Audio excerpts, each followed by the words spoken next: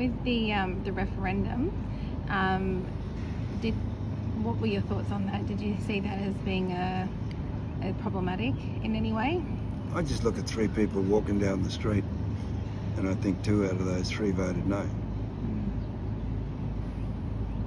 It took me a while to come to terms with the fact that the referendum had gone into a no vote.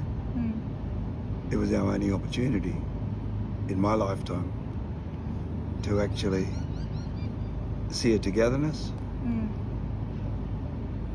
I remember my family going through exemption rights, called natives, called wards. So this was a chance to become on the same parallel. So you don't have to get special treatment. Oh, them poor blackfellas, we've got to look after them. But we know how to look after ourselves. And we have been doing that. And in order to get an opportunity for our own betterment, a yes vote would have been really positive. It would have given that what it's like to be an Australian. But to me, Australians are people who come here on boats. There were people here before that who were not Australians. I mean, you could be European Australian, Dutch Australian, or whatever, Irish Australian, but you're always an Australian Aborigine. And that didn't sit too well to me at all, because I think of all them old people that had gone before us who fought hard in order for recognition, freedom rides, the Jundamaras, the Vincent Lingiaris, Barungas. And I think of all those cultural backgrounds, even through Mudoi and Yotindi, in regards to the Song Treaty, they love it because it identifies as Australian. It's that black thing in Australia, that this beautiful musicians, Villeroy was another one, Archie Roach, Jimmy Little. We've had the Candy and Williams. We've had all these wonderful musicians, storytellers in Udurunukul, Jack Davis, the guy that wrote the Cake Man and all. These are people who have saw and wanted to change, and they've passed without seeing the change. So they fought for us, but we had to, as 3% of the population, we had to rely on whitefellas to accept us. And when you hear that 2/3 of those that voted said no, it took me a while to accept it.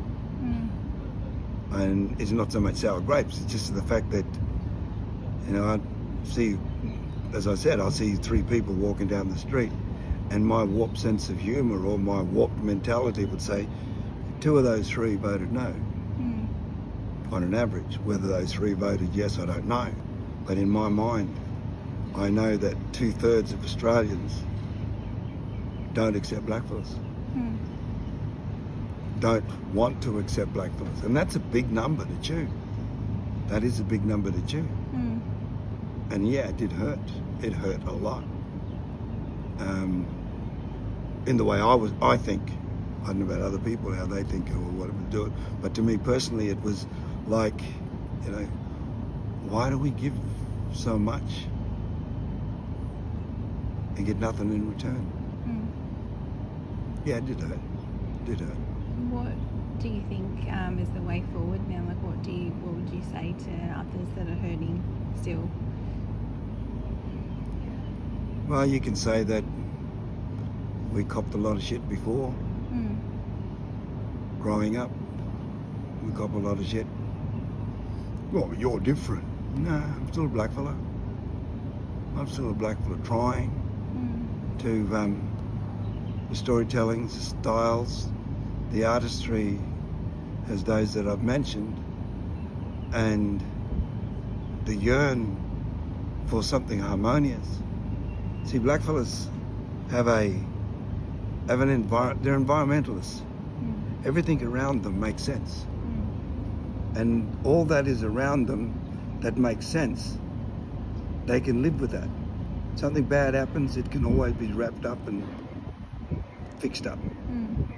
But if you've got other people on the outside of that circle, that's bigger in numbers and bigger in pressure, you have to start micro and burst it out from there. So that's why the referendum was important to me. It was made me want to feel proud that I could share my stuff. I freely share it, but since that, if I'm going to share it, it's going to cost them. And if it's going to cost them, then they don't want to pay it, and they don't use me, so I lose again.